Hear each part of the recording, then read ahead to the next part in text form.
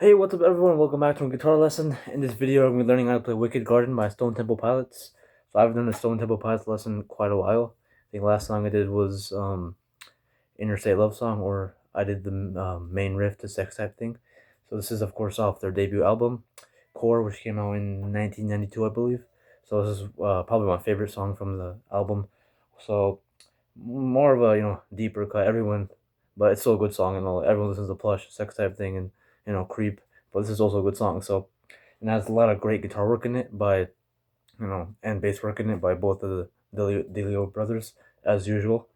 And we have like 6 different parts to cover. All the rhythm guitar parts are very they're very heavy, but they're also like very funky in a way. You'll see what I mean when we learn them. And the song has no solo, so we'll be able to take care of all the parts in one video. All right, so we are in standard tuning, and we get started off with the intro, which is also the outro of the song, so that's convenient. It's just 3 chords. We have, so we're playing a G major chord to a D major chord, then a D sus chord. So D sus is second fret on the D and the G, the 3rd fret on the B. So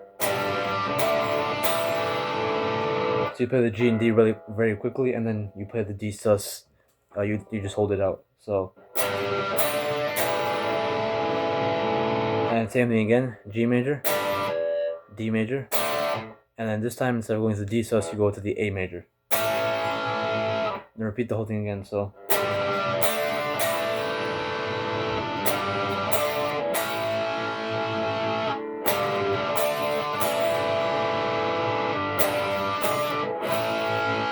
The last time you do it, sort of strum it a little bit more. At the end of the song, he does the same thing. He strums it a little bit more instead of just doing that. So after that, we go into the main riff, which is what I'll play in the intro. Sounds like this.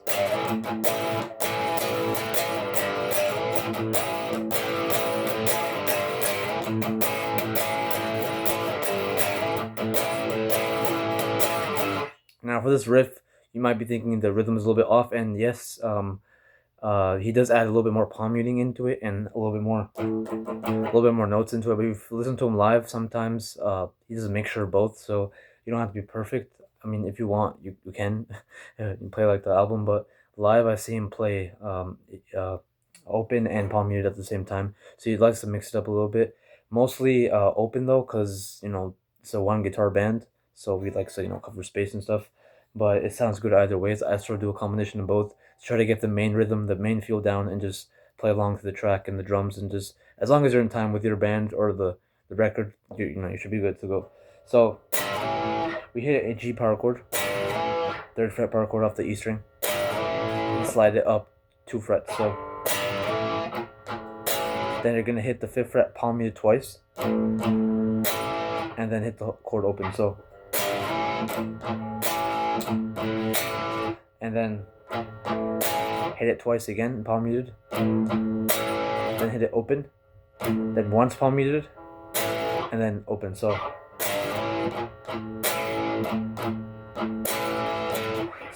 sort of like I said, you can mix it up. He doesn't do exactly like that. Sometimes instead of doing 2 palm mutes, I just do 1 and hit the chord open twice. So do whatever you want, just get the main feel of it down. So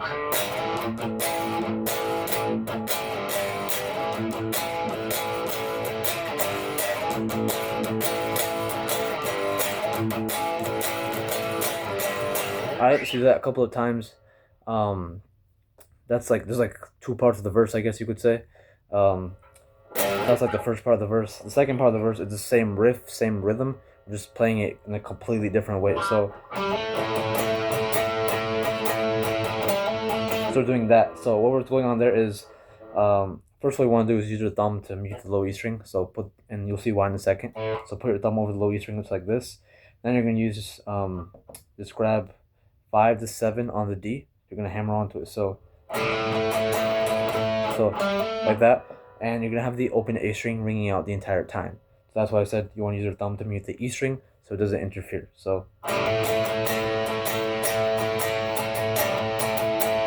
sort of that same rhythm, that same rhythm going on.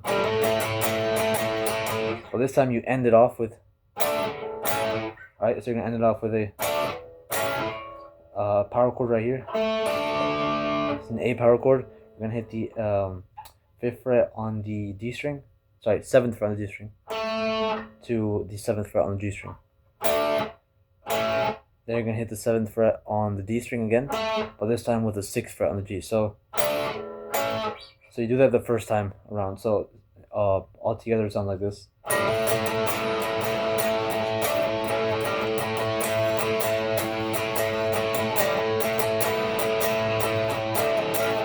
As you can see, the first time we do that thing, the second time we just keep on strumming and continue through with the rhythm.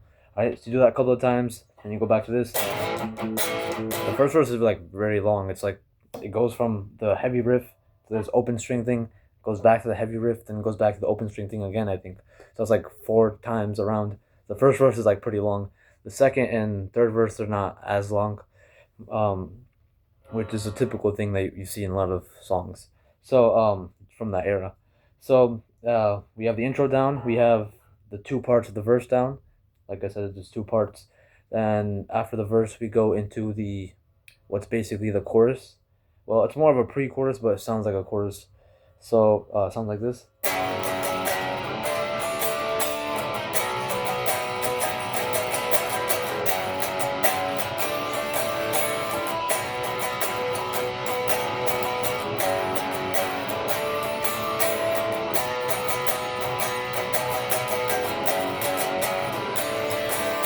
Alright, so that's where we stopped. Then we go into the next part of the song.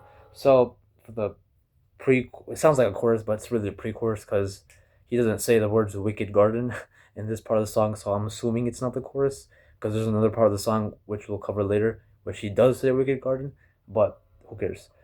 You'll hear this part. It's just 3 chords. We have an F sharp power chord, 2nd fret off the low E string. So strum that for 1 bar. Then a D power chord for another bar, and then a B power chord, which is the 2nd fret off the A string, for 2 measures. So 1, 1, 2. So you hold the B twice as long as the other 2 chords.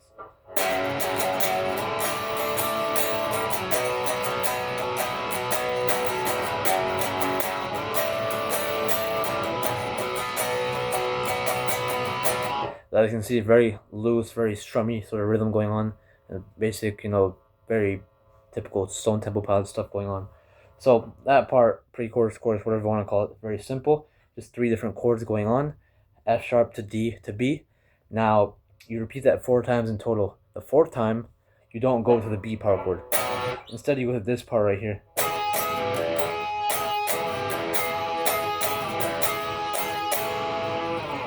Alright, so that part is sort of like a after pre-chorus, pre-chorus, whatever you want to call it. You hear that part. It's just a little interlude part. So that goes on within the song. So very funky. We basically have I think it's an E7 chord right here. So it's kind of hard to play too because it's on the offbeat. So it feels a little bit weird. If you play along to the record, you'll know what I mean. So you're gonna hit this chord right here. So we're gonna have the 7th fret on the A and the D string barred, and the 9th fret on the B string.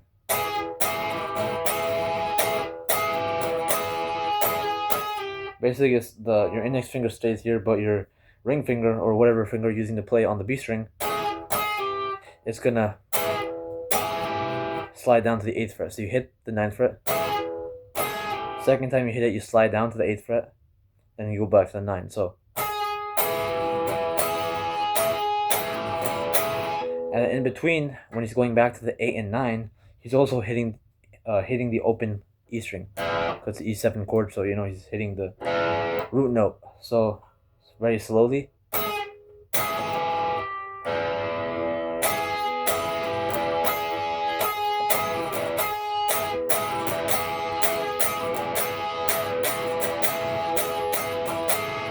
Last time, just hit the E7 chord and slide off of it, and then we go into the chorus part, which is the actual chorus. This is the part where he actually says "Wicked Garden." So, chorus, this part is a little bit difficult for the rhythm, but it sounds something like this.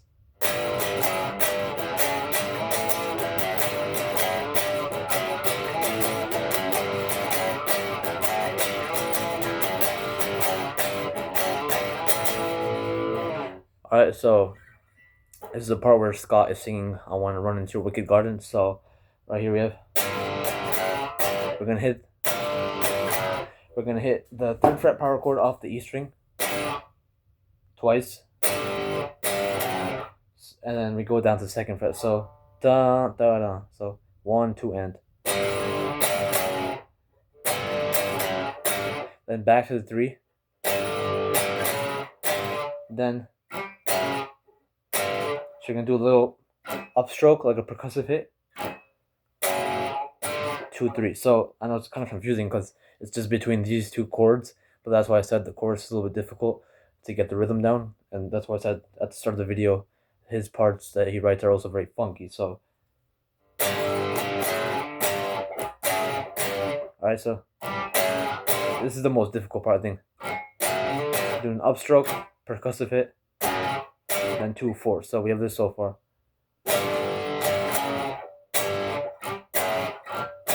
Alright, so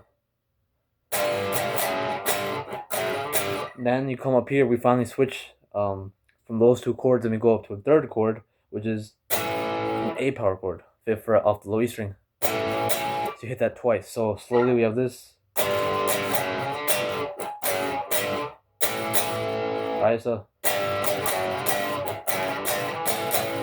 Alright, so after you hit this chord twice, we have little little connecting lick that goes on in between, which makes us start the riff over again. So it just goes 0, 2 very quickly. You could even hammer on it if you want, but I like to pick it. So just go 0, 2 on the E string, and then start the riff over again. So I'll play it slowly. It sounds like this.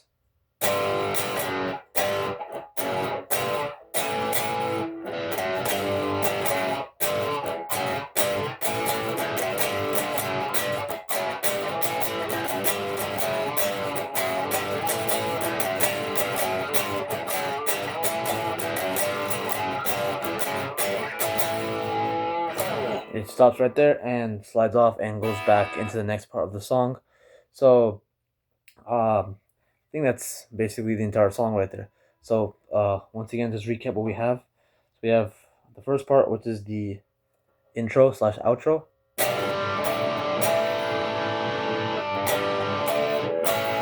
Alright, so this is the same thing in the outro as well. When then after that we go into the main riff.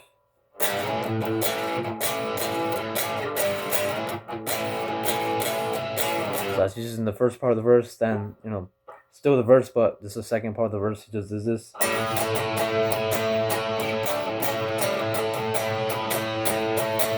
So just a variation of the verse riff.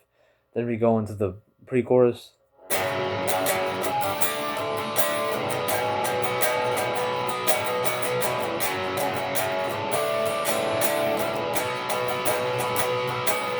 Then we go into the funky little thing.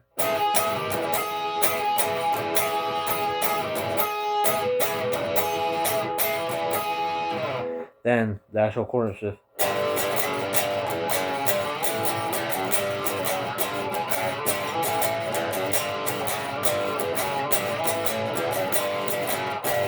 Alright, so you get the idea. And like I said, the intro is the same as the outro, so that's basically the entire song. So thanks for watching, and I'll see you all next time. Bye bye.